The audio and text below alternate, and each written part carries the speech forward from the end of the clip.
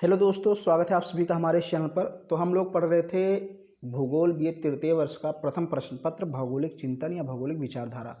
Very short question मैं आपको करा रहा था। तो अभी तक मैंने 2 वीडियो इस पर बना दिए हैं और टोटल उसमें 10 क्वेश्चन आपके कंप्लीट हो गए हैं। टोटल 40 क्वेश्चन के आसपास रहेंगे। तो 4 वीडियो मैंने कहा था आज ही अपलोड करेंगे, बाकी 4 नेक्स्ट मतलब जब अपलोड करेंगे तब अपलोड करेंगे। तो चलिए हम लोग आगे क्वेश्चन करते हैं। ये 10 नंबर क्वेश्चन तक मैंने आपको करा दिया था संभववाद, और ये कोलंबस की भौगोलिक खोज यहाँ से हम लोग को करना है। तो देखिए, पुनर्जागरण एक क्वेश्चन मैंने पढ़ाया, उसमें सारी खोजें और यात्राओं के बारे में, जो नाविक थे उनके बारे में मैंने डिटेल में पढ़ा दिया है। लॉन्ग क्वेश्चन दूसरे वाले चैनल पे ऑनलाइन स्टडी बाय विशंबर, तो वहाँ पर आप चले जाइए, आपको आराम से मिल जाएगा। हालांकि यहाँ पर मैं थोड़ा सा आपको बता देता हूँ। कोलंबस की भौगोलिक खोज देखिए, क्रिस्टोफर कोलंबस स्पेन का रहने वाला था। इसका जन्म इटली में हुआ था। यह एक नाविक तथा खोज करता था। स्पेन के राजा फर्डिनेंड की सहायता से 3 अगस्त 1492 को भारत के समुद्री मार्ग की खोज करने के लिए अपने 3 जहाज़ों के साथ निकला। लेकिन 33 दिन की यात्रा करने के बाद वह अपने वास्तविक मार्ग से भटक जाता है और एक नई भूमि की खोज करता है जिसे अमेरिका कहा जाता है। हालांकि वह पहले पश्चिमी द्वीप समूह पर पहुंचा था। समझ लीजिए, मतलब ये जो कोलंबस था इसका जन्म तो हुआ था इटली में, लेकिन ये भौगोलिक यात्रा करना चाहता था और इटली के राजा ने इसको अनुमति नहीं दी। उन्होंने कहा कि भौगोलिक यात्रा करना खतरनाक है, बहुत सारी उन्होंने ऐसी चीज़ें कही। तो ये वहाँ से नाराज़ होकर स्पेन चला आता है। इटली से स्पेन से ये सहायता मांगता है पूरा कि हमें सहायता दी जाए, आर्थिक सहायता दी जाए, हम यात्रा करना चाहते हैं, कुछ खोज करना चाहते हैं। स्पेन के राजा को ये बात अच्छी लगी, उसने आर्थिक सहायता की कोलंबस की, और कोलंबस निकल पड़ा भारत के समुद्री मार्ग की खोज करने के लिए 3 अगस्त 1492 को। लेकिन जब 33 दिन की इसने यात्रा की तो उसी समय क्या हुआ कि कहा जाता है कि अटलांटिक महासागर में तूफान आ गया और इसकी नाव की जो दिशा थी वो मुड़ गई। अब ये पहुंच गया दूसरी जगह, यानी पश्चिमी द्वीप समूह पर पहुंचा। सबसे पहले यहाँ मैंने लिखा, देखिए, पश्चिमी द्वीप समूह पर पहुंचा। पश्चिमी द्वीप समूह पर जब ये पहुंचा, यानी कि जिसको हम आज वेस्ट इंडीज़ कहते हैं, वहाँ पर ये पहुंचा तो देखा कि वहाँ के लोग थोड़े इंडियन जैसे हैं, और वो जो क्षेत्र था वो वेस्ट में था, पश्चिम में था।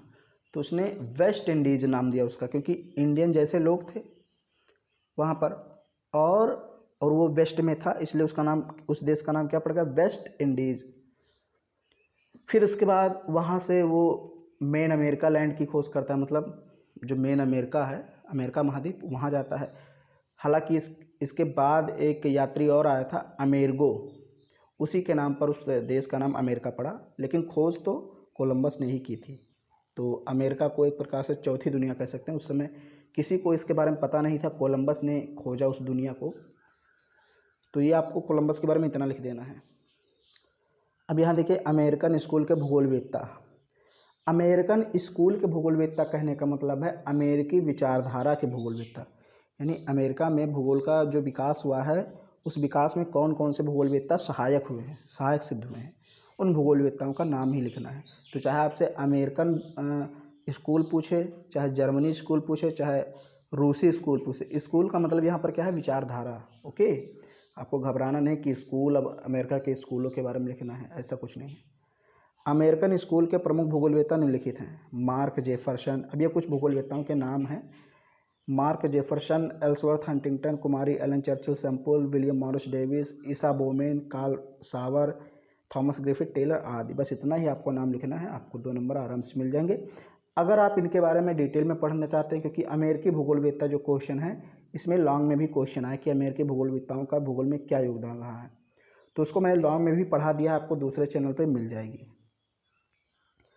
अब यहाँ हर्बर्टसन का योगदान, तो ये भी 2 नंबर में एक बार पूछा गया। तो हर्बर्टसन बेसिकली आप जान लीजिए ब्रिटेन के भूगोलवेत्ता थे। एंड्रयू जॉन हर्बर्टसन का जन्म इंग्लैंड में हुआ था। इसने विश्व के प्राकृतिक प्रदेशों को 15 भागों में बांट दिया, यानी कि कहा कि विश्व में 15 प्रकार के प्राकृतिक प्रदेश पाए जाते हैं। इन्होंने कहा कि भूगोल को इतिहास की दासी नहीं माननी चाहिए, क्योंकि अक्सर कई विद्वान ऐसा कहते हैं कि भूगोल इतिहास की दासी है, लेकिन इन्होंने कहा ऐसा नहीं, भूगोल इतिहास की दासी नहीं कही जा सकती। भूगोल के ज्ञान का व्यवहारिक प्रयोग होना चाहिए, यानी प्रैक्टिकली भूगोल को अपनाना चाहिए। भूगोल एक जैविक इकाई है। प्रदेश भूगोल की सतह पर पाए जाने वाले भौतिक और जैविक तत्वों के संगठन से बनी एक जटिल इकाई होता है।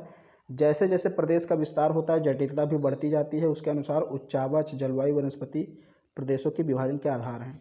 मतलब इन्होंने जब 15 भागों में विश्व के प्राकृतिक प्रदेशों को विभाजित किया तो किस आधार पर किया? जलवायु, उच्चावच और वनस्पति के आधार पर, क्योंकि वनस्पतियाँ, जलवायु और उच्चावच अलग अलग स्थानों पर अलग अलग पाए जाते हैं। फिर यहाँ एक क्वेश्चन है बिडाल डीला ब्लास, इनके बारे में मैंने डिटेल में पढ़ाया है, लॉन्ग क्वेश्चन भी आया है दूसरे चैनल पे। बिडाल डीला ब्लास फ्रांस के सर्वप्रमुख भूगोलवेत्ता थे जिन्होंने लगभग 4 दशकों तक फ्रांसीसी भूगोलवेत्ताओं का मार्गदर्शन किया, भूगोल को प्रगति के उच्चतम शिखर तक पहुंचा दिया। इन्होंने मानव भूगोल और प्रादेशिक भूगोल पर बल दिया।